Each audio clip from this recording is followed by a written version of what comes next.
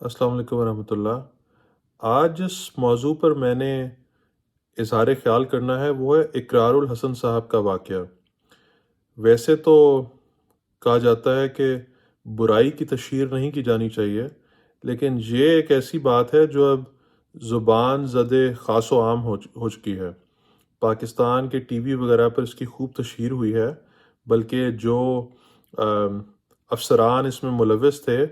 ان پر کارروائی بھی شروع ہو چکی ہے۔ مجھے اس واقعے سے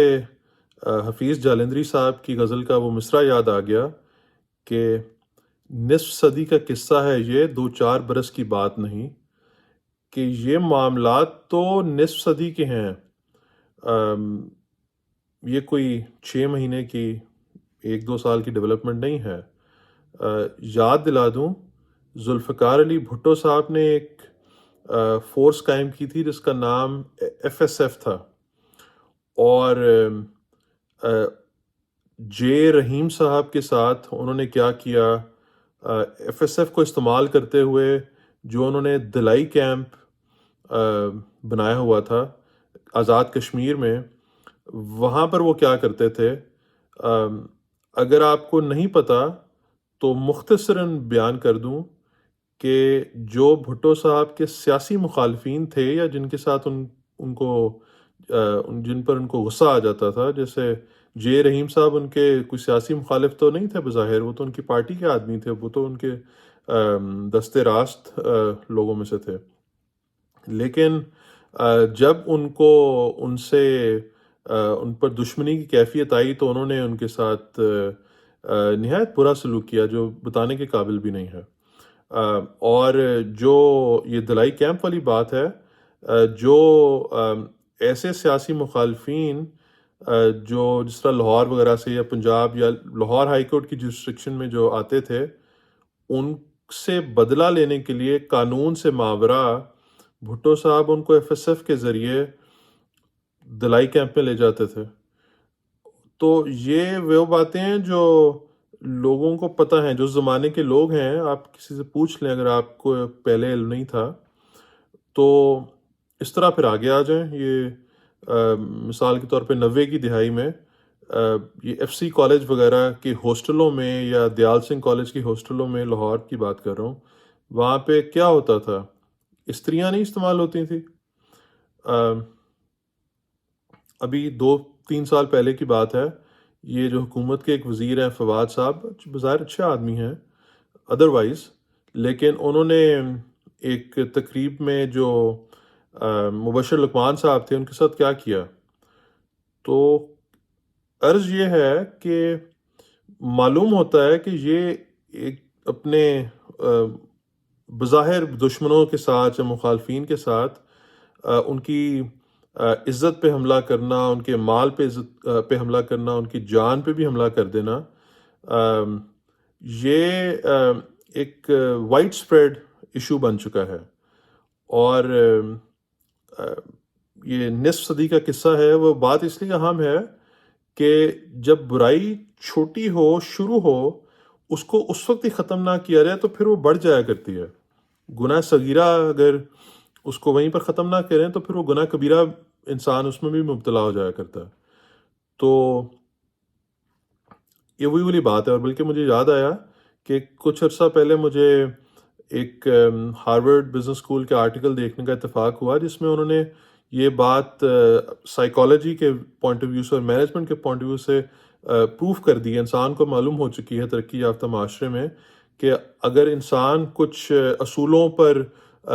یقین رکھتا ہو اور ان میں سے اگر ایک اصول بھی چھوڑ دے تو پھر وہ ایک سلپری سلوپ ہے، اس کے بعد وہ باقی سارے اصولوں کو بھی آہستہ آہستہ چھوڑ دے گا۔ تو اس لیے انہوں نے اس آرٹیکل میں بتانے کی کوشش کی تھی دنیاوی پوائنٹ آف ویو سے، بزنس مینجمنٹ کے پوائنٹ آف ویو سے، کہ آپ کی جو بھی پرنسپلز ہیں، جو بھی آپ جن اصولوں پر آپ ٹھیک سمجھتے ہیں، ان تمام اصولوں پر مکمل آپ کاربند رہیں۔ تو سوسائٹی کے لیول پر انسانوں کا جہاں تک ایک دوسرے کے ساتھ تعلق ہے، ہر انسان یہ چاہتا ہے کہ اس کی عزت ہو، اس کی عزت کی جائے، لوگ اس کو گالم گلوچ نہ دیں۔ تو پھر وہ سب دوسرے لوگوں پر بھی لاگو ہو جانا چاہیے کہ انسان دوسروں کے اوپر بھی ویسے ہی ان کو بھی ویسے ہی ڈیل کرے۔ پاکستان کے اندر اب آگے چلتے ہیں، اس مسئلے کا حل کیا ہے؟ یہ بات تو ہے نظام کی، جو یہی لوگ ہیں، پاکستانی لوگ ہیں، مثال کے طور پر ایئرپورٹ پر، ٹرین اسٹیشن پر بسوں میں لائن نہیں لگتی، لیکن یہی لوگ اگر دبئی جائیں تو دبئی ایئرپورٹ پر بالکل ٹھیک لائن لگ جاتی ہے۔ اگر یورپ پہنچے، یورپ کے ایئرپورٹ پر بالکل ایک آدمی بھی جو ہے وہ کچھ اونچ نیچ نہیں وہاں پہ کرتا۔ تو کیا وجہ ہے؟ وجہ صرف یہ ہے کہ یہی لوگ اچھے لوگ ہیں، اچھے لوگ اور بظاہر بھی اچھے لوگ بن جاتے ہیں جب ایک اچھے نظام میں آ جاتے ہیں۔ تو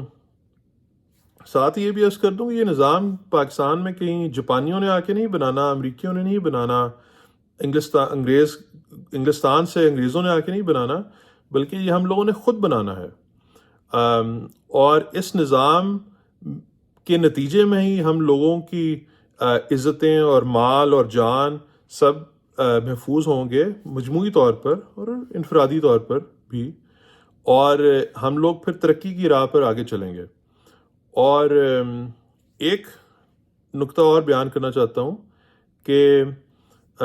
وہ اقرار الحسن صاحب جب وہ آئی بی کے دفتر میں پہنچے تھے تو ویڈیو بنا رہے تھے کسی ایک آدمی کی، افسر کی، آئی بی کا، جس کو رشوت لینے میں رنگے ہاتھوں پکڑ رہے تھے۔ تو یہ جو رشوت کا معاملہ ہے، میرا خیال ہے اس کا تعلق نظام کے ساتھ، اداروں میں لوگوں کی تنخواہیں بڑھانے کے ساتھ، اور انسان کی اپنی جو خواہشات ہیں ان کو کم کرنے کے ساتھ بھی ہے۔ چین کی دنیا میں بہت مثال دی جاتی ہے، ویسے تو خیر امریکہ وغیرہ کی بھی بہت مثال دنیا میں دی جاتی ہے، لیکن پاکستان کے لیے کئی لحاظ سے امریکہ جو ہے وہ مثال نہیں بن سکتا، کیونکہ امریکہ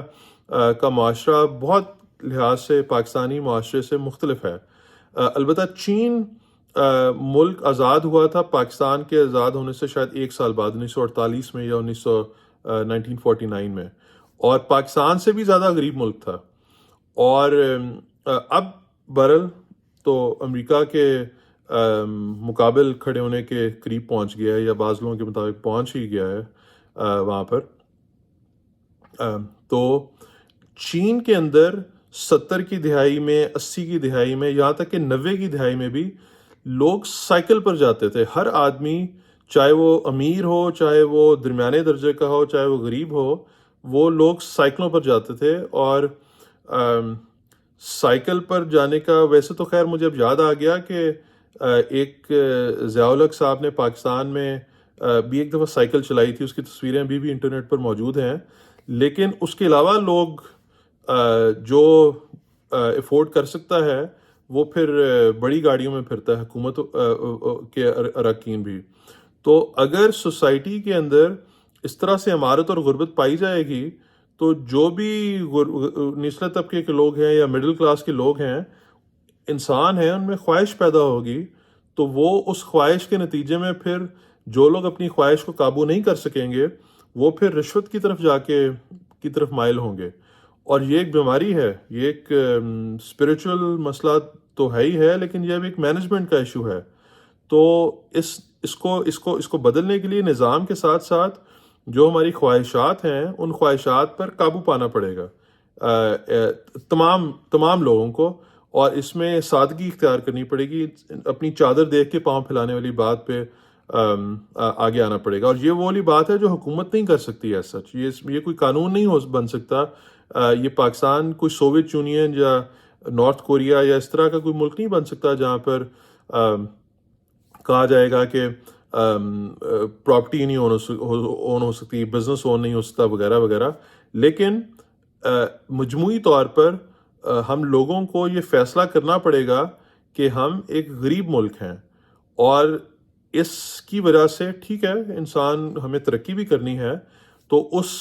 ترقی کرنے کے لیے ضروری ہے کہ ہم اپنی خواہشات کو اپنی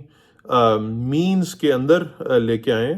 اور جب یہ لے کے آئیں گے تو پھر آہستہ آہستہ جو اور ساتھ مینجمنٹ کے کنٹرولز ہوں گے، جو سو کال کالی بھیڑیں ان کو سزا دینے کا انتظام ہوگا، تو پھر آہستہ آہستہ یہ جو جرائم ہیں اور اس طرح کے جو معاملات ہیں وہ کم ہونا شروع ہو جائیں گے انشاءاللہ تعالیٰ۔